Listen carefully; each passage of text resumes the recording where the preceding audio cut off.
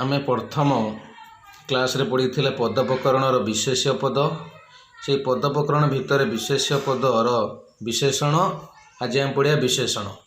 विशेषण कौन? जो पद अन्य पदर गुण अवस्था संख्या परिमाण और निर्दिष्टता प्रकाश करे ताहाकू विशेषण पद कहती। ताले देखो जो पद अन्य पदर गुण को बुझाउथबो अवस्था बुझाउथबो संख्या बुझाउथबो परिमाण एवं निर्दिष्टता प्रकाश करे ताहाकू विशेषण पद कहती। देखो विशेषण पद उदाहरण दिया जाइछि। साधु लोक सबुठारे सम्मान पाए। ताने विशेष्य पद पूर्वर विशेषण पद अच्छी। ताना साधु होउछि विशेषण लोक होउछि विशेष्य। ताले लोक पूर्वर किए अच्छी ना साधु। साधुटा होउछि विशेषण। शुण बापा दिन को लिटर दूध पियंती। ताने लिटर है विशेषण पद दूधटा है विशेष्य। ताने विशेष पद पूर्वर विशेषण पद रही। से भली मधुर जल जल है विशेषण है मधुर। ज्ञानी व्यक्ति सबुठारे सम्मान पाती।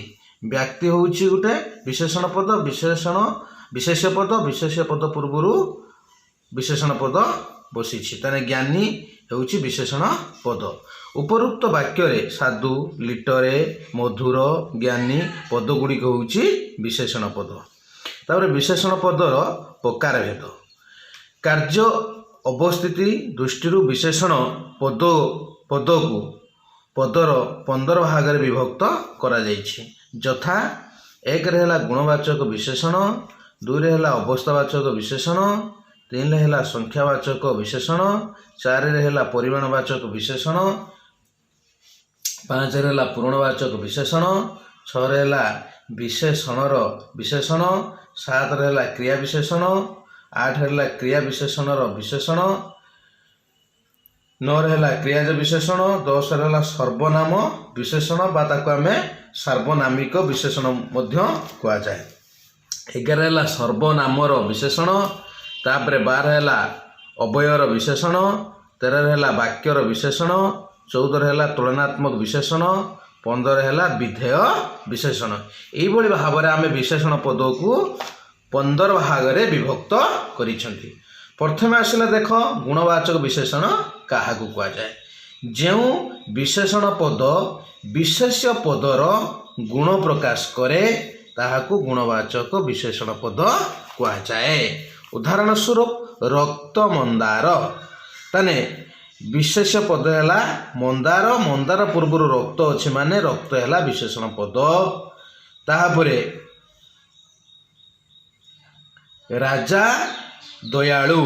राजा है विशेष्य पद। पद विशेष पद पूर्वर दयालु अच्छे बोली सेठी विशेषण पद रहा। ताने दयालु हूँ विशेषण। से मिथ्यावादी विशेषण पद। मनीष है विशेष्य पद। ताने पंडित लोक। लोक है विशेष पूर्वर विशेषण अच्छी। ताने पंडित है विशेषण पद। ताने यार गुण को बुझाऊँच गुणवाचक विशेषण है। ए रक्त दयालु मिथ्यावादी पंडित एम गोटे गोटे गुणवाचक विशेषण पद कह जाए। ताने जो विशेषण पद विशेष्य पदर गुण प्रकाश करे ताहाकू गुणवाचक विशेषण पद कह जाए। तापरे 2 रे आसिला अवस्थावाचक विशेषण कौन?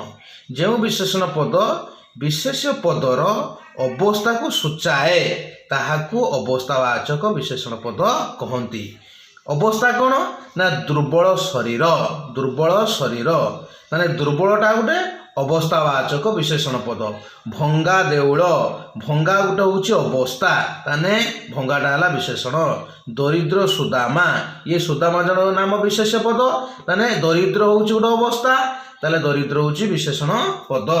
सज परिबा। सज हूँ गोटे विशेषण पद। ता पूर्वर परिबा हूँ विशेष्य। तापरे संख्यावाचक विशेषण।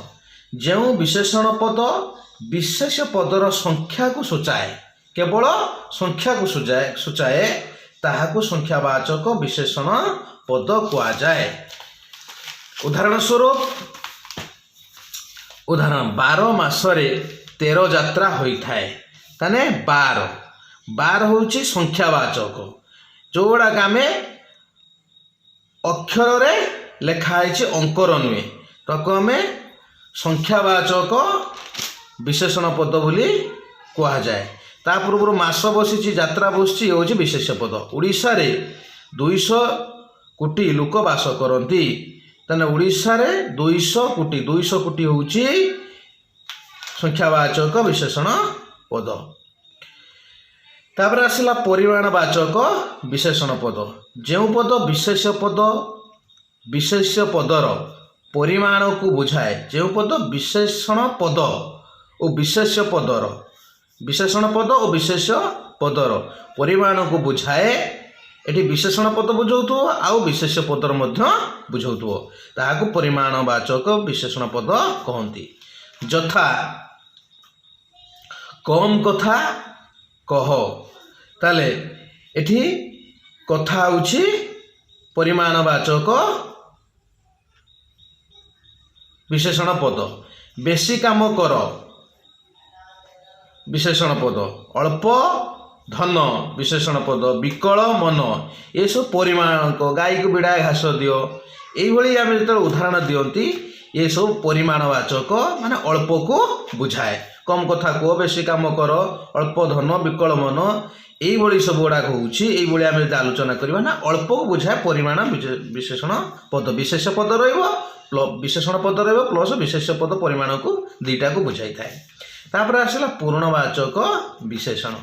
ଯେଉଁ ବିଶେଷଣ ପଦ ସଂଖ୍ୟାରୁ ନିଷ୍ପନ୍ନ ହୋଇ ସଂଖ୍ୟାର କ୍ରମତାକୁ ପ୍ରକାଶ କରିବା ସହିତ ବିଶେଷର ପଦର ନିର୍ଦ୍ଦିଷ୍ଟତା ପ୍ରକାଶ କରେ, ତାହାକୁ ପୂର୍ଣ୍ଣବାଚକ ବିଶେଷଣ ପଦ କହନ୍ତି। ତାହେଲେ ପଞ୍ଚମ ପାଣ୍ଡବଙ୍କ ମଧ୍ୟରେ ସହଦେବ ପଞ୍ଚମ ପାଣ୍ଡବ ଅଟନ୍ତି। ତାହେଲେ ପଞ୍ଚମ ପାଣ୍ଡବଙ୍କ ମଧ୍ୟରେ ସହଦେବ, ଏ ପଞ୍ଚମ ଏସବୁ ଚତୁର୍ଥ, ଦ୍ୱିତୀୟା, ଏସବୁ ହେଉଛି କ'ଣ ନା ପୂର୍ଣ୍ଣବାଚକ ବିଶେଷଣ ପଦ। ତାହେଲେ ସଂଖ୍ୟାବାଚକ ଆମେ ବୁଝୁଛନ୍ତି ଅକ୍ଷର ଲେଖାଯାଉଛି, ଯେତେବେଳେ ପୂର୍ଣ୍ଣବାଚକ ଲେଖାଯାଉଛି ଏ ସମସ୍ତକୁ ପୂର୍ଣ୍ଣବାଚକ ବିଶେଷଣ ପଦ କୁହାଯାଏ।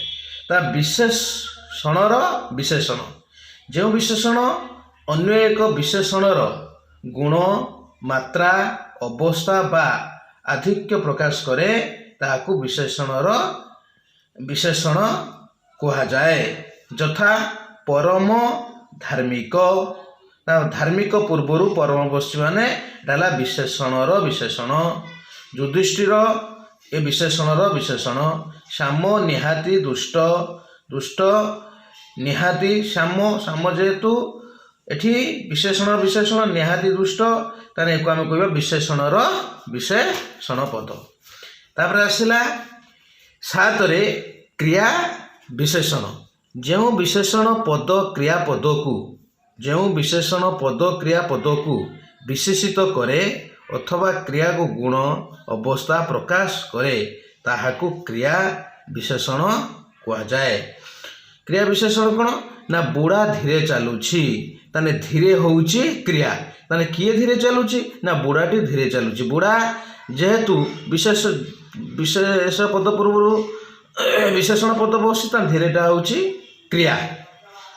ତାହେଲେ ଏଠି ବୁଢ଼ାଟା ହେଉଛି ବିଶେଷ ପଦ, ତାହେଲେ କ୍ରିୟାଟା ହେଉଛି ଧୀରେ ଚାଲୁଛି, ତାହେଲେ ଏଇଟା ହେଉଛି କାର୍ଯ୍ୟ କରୁଛି, ତାହେଲେ କ୍ରିୟା ବିଶେଷଣ ପଦ। ପିଲାଟି ଜୋରରେ ଦୌଡ଼ୁଛି, ଜୋର ହେଲା କ୍ରିୟାଜ ବିଶେଷଣ। ତୁମେ ସହଳ ଆସ, ଏଇଟା ହେଲା କ୍ରିୟା ବିଶେଷଣ। ତାପରେ କ୍ରିୟା ବିଶେଷଣର ବିଶେଷଣ। ଯେଉଁ ବିଶେଷଣ ପଦ କ୍ରିୟାକୁ ବିଶେଷଣ ପଦକୁ ବିଶେଷିତ କରେ, ବିଶେଷଣ ପଦ ପୁଣି କ୍ରିୟାର ବିଶେଷଣ ପଦକୁ ବିଶେଷିତ କରେ, ତାହାକୁ କ୍ରିୟାଜ ବିଶେଷଣ ପଦ କୁହାଯାଏ। କୌଶଳ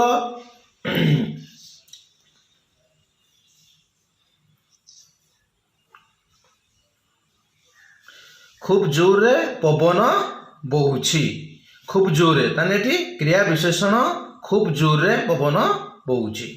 ତାପରେ କ୍ରିୟା ଜ ବିଶେଷଣ। କ୍ରିୟାରୁ ଜାତ ବା ଗଠିତ ବିଶେଷଣ ପଦକୁ ବିଶେଷିତ କରୁଥିଲେ ତାହାକୁ କ୍ରିୟାଜ ବିଶେଷଣ କୁହାଯାଏ। ଅର୍ଥାତ୍ କ୍ରିୟା ଧାତୁ ନିଷ୍ପନ୍ନ ବିଶେଷଣ ପଦକୁ କ୍ରିୟାଜ विशेषण कुहाଯାଏ। ଯେମିତି ପାଗଳଟି ଚଳନ୍ତା ଗାଡ଼ିରୁ ପଡ଼ିଗଲା, ତାହେଲେ ଚଳନ୍ତା ହେଲା କ୍ରିୟା, ପାଗଳଟି ବିଶେଷ୍ୟ ପଦ, ଚଳନ୍ତା ହେଲା କ୍ରିୟା, ତାହେଲେ ଗାଡ଼ିରୁ ହେଲା ବିଶେଷ୍ୟ ପଦ, ତାହେଲେ ଏଠି କ୍ରିୟାକୁ ବିଶେଷଣ କରୁଛି। ତାହେଲେ ଆମେ ତାକୁ ଯଦି ଲେଖିପାରିବା ଚଳ ଯୁକ୍ତ ଅନ୍ତା ଇକ୍ୱାଲ ଟୁ ଚଳନ୍ତା, ତାହେଲେ ଚଳନ୍ତା ହେଉଛି କ୍ରିୟା, ଗାଡ଼ିରୁ ପଡ଼ିଗଲା ତାହେଲେ କ'ଣ ହେଉଛି, ତାହେଲେ ଏଠି ବିଶେଷ୍ୟ ପଦ ପୂର୍ବରୁ କ୍ରିୟା ଅଛି, ତାହେଲେ ଏଠି କ୍ରିୟାର ବିଶେଷଣ ହେବ। ଚଳନ୍ତା ନିଆଁରେ କୁଟା ପକାଅ ନାହିଁ, ତାହେଲେ ଏଠି କୁଟା ପୂର୍ବରୁ ନିଆଁ ଅଛି, ତାହେଲେ ଏଠି କ୍ରିୟାର ବିଶେଷଣ ହେବ। ତାହେଲେ ସାର୍ବନାମିକ ବିଶେଷଣ, ସର୍ବନାମ ପଦ ବିଶେଷ୍ୟ ପଦକୁ ନିର୍ଦ୍ଦେଶ କଲେ ତାହାକୁ ସାର୍ବନାମିକ ବିଶେଷ୍ୟ ପଦ କୁହାଯାଏ। ଉଦାହରଣ ସ୍ୱରୂପ କ'ଣ ନା କିଏ ଥିଲା, ଏ ରାଜ୍ୟ, ଯେମିତି କାମ ସେମିତି ଫଳ, ତାହେଲେ ଏଠି ଏସବୁ ଗୋଟେ ଗୋଟେ ହେଉଛି କ'ଣ ନା ସାର୍ବନାମିକ ବିଶେଷଣ ପଦ, ବା ଆମେ ସାଧାରଣ ସର୍ବନାମ କୁହନ୍ତିନି, ବିଶେଷ୍ୟ ପଦ ବଦଳରେ ଯେଉଁ ପଦ ବ୍ୟବହାର କରାଯାଏ ତାହାକୁ ସାର୍ବନାମିକ ପଦ କୁହାଯାଏ। ଏଠି କିଏ ଥିଲେ, ରାଜା ଥିଲେ କି, ହରି ଥିଲେ, ରାମ ଥିଲେ କି, ତାହେଲେ ଏଗୁଡ଼ାକ ସବୁ ହେବ ଯେମିତି କାମ ସେମିତି ଏହା ସ୍ଥାନରେ ଏସବୁ ସାର୍ବନାମିକ ବିଶେଷଣ ପଦ ହେବ। ସର୍ବନାମର ବିଶେଷଣ ପଦ, ଯେଉଁ ବିଶେଷଣ ପଦ ସର୍ବନାମକୁ ପଦର ପରେ ବ୍ୟବହୃତ ହୋଇ ସର୍ବନାମ ପଦକୁ ବିଶେଷଣିତ କରେ ତାହାକୁ ସର୍ବନାମିକ ବିଶେଷଣ ପଦ କୁହାଯାଏ। ତୁମେ ପରୋପକାରୀ,